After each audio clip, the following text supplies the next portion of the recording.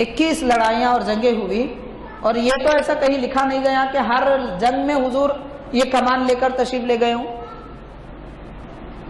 तो मान भी लें तो पूरी सरकार की ज़ाहिरी हयात तैयबा में 21 मरतबा सरकार ने उस कमान को अपना दस्ते मुबारक लगाया था, और वो 21 में भी 9 ऐसे जंगें हैं जिसमें सरकार खुद तशरीफ ले गए थे। हर लड़ाई में भी हुजूर तशरीफ नहीं ले गए, सरकार जिनमें खुद तशरीफ ले गए थे वो गालिबन 9 है। तो इससे तो साबित होता है जिंदगी में सरकार ने 9 मरतबा उसको हाथ लगाया था। मगर ये सहाबी है कि जिंदगी भर कभी उस कमान को बेवजू हाथ नहीं लगाए, सिर्फ इस वजह से कि सरकार के दस्ते मुबारक में ये कमान रहा करती थी। ये अदब है सहाबा इकराम का। आप गौर करें सहाबा इकराम क्या समझते थे हुजूर पाक सल्लल्लाहु अलैहि वसल्लम। वो देखते थे कि दो जहां की नेमतें, बरकतें, दौलतें इसी ज़ात पाक में मौजूद है, और जो कुछ मिलता है यहीं से मिलता है। नूरानियत का सरचश्मा, अजमतों और बुलंदियों का आसमान, खुबे इलाही की लामहदूद ज़ात पाक सरकार दो आलम सल्लल्लाहु अलैहि वसल्लम की ज़ात है। इसीलिए सहाबा इकराम ये अदब बजा लाते थे।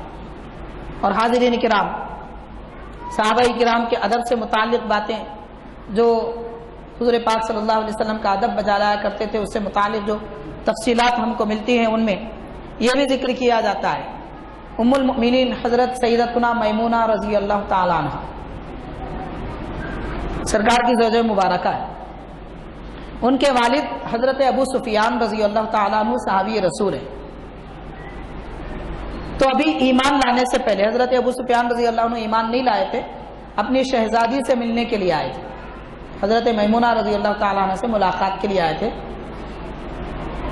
जब वो आए घर में तो इन्होंने बाप की तरह इकराम किया, और हज़रत अबू सुफियान रज़ी अल्लाह ताला अन्हु बैठना चाहे तो देखा कि सरकार दो आलम अलैहिस्सलातु वस्सलाम जिस बिस्तर पर जलवा अफरोज होते हैं, आराम फरमाते हैं, तो वो बिस्तर मौजूद है, बिछा हुआ है।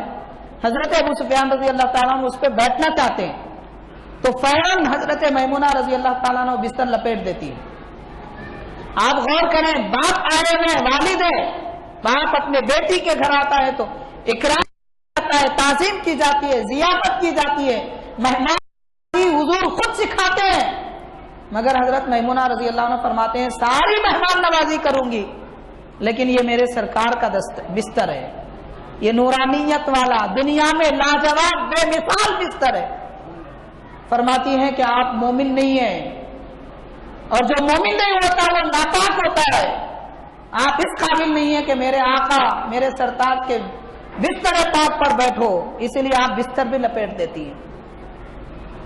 ये अदब है सहाबा किराम का। सरकार की अज़मत, मोहब्बत, उल्फत की जब बात आती है तो ये नहीं देखते थे मेरा बाप कह रहा है, मेरा बेटा कह रहा है, कौन कह रहा है। आज तो यही चापलूसी चल रही है। बोलने वाला कोई और रहा तो खुल के बेअदबी के बारे में बोलेंगे, और अपने लोगों में कोई बोला जरा बात दबा दी जाती है। यही तो माहौल चल रहा है आजकल।